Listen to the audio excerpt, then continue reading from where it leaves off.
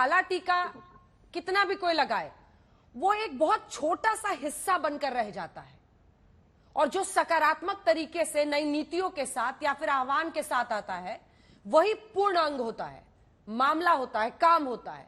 काला टीका जो सर अंश ही बन के रह जाएगा। कांग्रेस पार्टी को क्या अंश से समूचा बनना है, उसके लिए क्या नीति है, इसमें कहीं आप लोग बैकफुट पर हैं? देखिए, मुझे लगता है कि देश के प्रधानमंत्री को इतना अच्छा हो रहा है फिर भी काला टीका ही नजर आता है।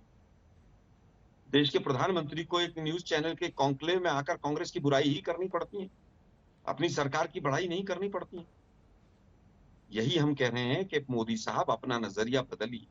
ये देश केवल बीजेपी का या इस सरकार का नहीं, ये देश सरकार के विपक्ष का भी है।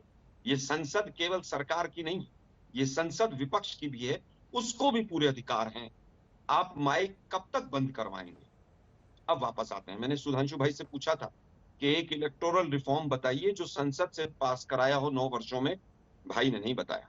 अरे हाँ, क्या अटल जी के समय में, एक मिनट भाई, एक मिनट, जो अटल जी के समय में धमाके, मौका दीजिएगा, मैं बता देता हूँ। ठीक है, ठीक है, अंत में आप जवाब दे दीजिएगा इसका। रुक जाइए, उनको पूरा कर लेने दीजिए। आप मौका दे तो अभी बीच में बोल दूं। अरे भाई, मैं मेरी भी सुन लीजिए ना। आलोक जी, वोटर कार्ड हो, चाहे ईवीएम हो, चाहे नोटा हो, जितने इलेक्टोरल रिफॉर्म्स हैं वो पार्लियामेंट से पास करवा के कांग्रेस लेकर आई, और आप ऑर्डिनेंसेस के जरिए इलेक्टोरल बॉन्ड्स लेकर आए कि अपनी जेब व्यापारियों के माध्यम से कैसे इलेक्टोरल बॉन्ड्स के माध्यम से भरी जाए। और यही कारण है कि देश की तमाम पार्टियों को जो चंदा मिलता है उसका 90% से ज्यादा चंदा के लिए एक पार्टी को मिलता है, उसका नाम है भारतीय जनता पार्टी। अब आप पूछ रहे हैं कि जम्मू कश्मीर में लोकतंत्र, अरे भाई कैसे कोई मान लेगा कि जम्मू कश्मीर में लोकतंत्र है? धारा 370 में आपने 2 बदलाव किए उसी की पावर्स को यूज करके, और उसके बाद वहां की असेंबली को डिसॉल्व कर दिया। ये लोकतंत्र था। जो चीज असेंबली से पास होनी थी वो संसद से आपने पास कराई, ये लोकतंत्र था। आप कश्मीर में पिछले 2.5-3 वर्षों से चुनाव नहीं कर पा रहे। आप उनके साथ सत्ता चलाते थे जो कहते थे तिरंगा उठाने वाला कोई नहीं मिलेगा, उनके साथ आप सरकारें चलाते थे कि नहीं? क्या आपने रिजाइन किया था? नहीं किया आपने रिजाइन। आपने जब सैकड़ों करोड़ के जम्मू कश्मीर में घोटाले के आरोप लगे, आपने उस गवर्नर को हटाया या कोई जांच बैठाई? आज जम्मू कश्मीर तो छोड़िए, पंजाब जिस तरह के हालात हैं, आज इंटेलिजेंस एजेंसीज क्या कर रही हैं, बहुत बड़े सवाल। आज दिल्ली के, आज तक अभी दिखाया गया कि दिल्ली तक जिस तरह के विरोध प्रदर्शन और तमाम समर्थन प्रदर्शन और चीजें पहुंच चुकी हैं, आप देखिएगा कि जिस तरह के पंजाब के हालात हैं उसको काबू कीजिए, केंद्र सरकार की भी जिम्मेवारी। ठीक है, एक पॉलिटिक प्रश्न है आपसे आलोक जी, क्योंकि अब टाइम की कमी है और मुझे सुधांशु जी से कंक्लूडिंग रिमार्क लेना है। जब राहुल गांधी ने सरकार द्वारा पास किए गए ऑर्डिनेंस को फाड़ा था तो वो क्या लोकतंत्र को मजबूत बनाता था? दूसरा प्रश्न, जब सीबीआई को सुप्रीम कोर्ट ने कहा कि ये तो पिंजरे में बंद तोता है, तो अब क्या पता चलता था? तब लोकतंत्र खतरे में था, नहीं था? दोनों पर आपका जवाब। मैं दोनों चीजों का उत्तर देता हूं। सीबीआई से शुरू करता हूं।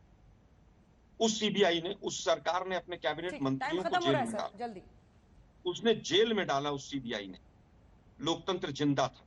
एक टिप्पणी के बेस पर पूरी सीबीआई को कटघरे में खड़ा करना गलत। सुप्रीम सीबीआई के डायरेक्टर्स तक को जेल में डाला गया, कैबिनेट मिनिस्टर्स को, और जिनको सीबीआई ने जेल में डाला, उन सीबीआई के जेल में डाले हुए लोगों को, मंत्रियों को इन्होंने क्लीन चिट दी। पहली चीज। दूसरी चीज, ऑर्डिनेंस फाड़ने की बात अंजना जी आपने कही।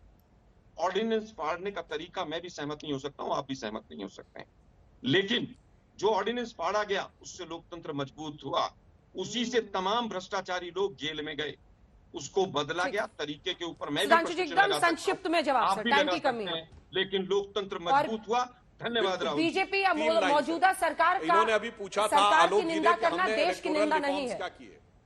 एक मिनट, 3 ही वाक्य में उत्तर दे देता हूं अंजना जी, 3 वाक्य में उत्तर दे देता हूं। इन्होंने पूछा इलेक्टोरल रिफॉर्म्स क्या किया? हमने सबसे बड़ा इलेक्टोरल रिफॉर्म किया, इलेक्शन बॉन्ड ही नहीं लाए। अब कैश के द्वारा पार्टियां सिर्फ 2000 रुपया ले सकती भी पास किया हो तो बताइए। इसका दर्द हो आपको, क्योंकि अब कैश लेना मुश्किल हो गया, अब चेक से लेना पड़ता है।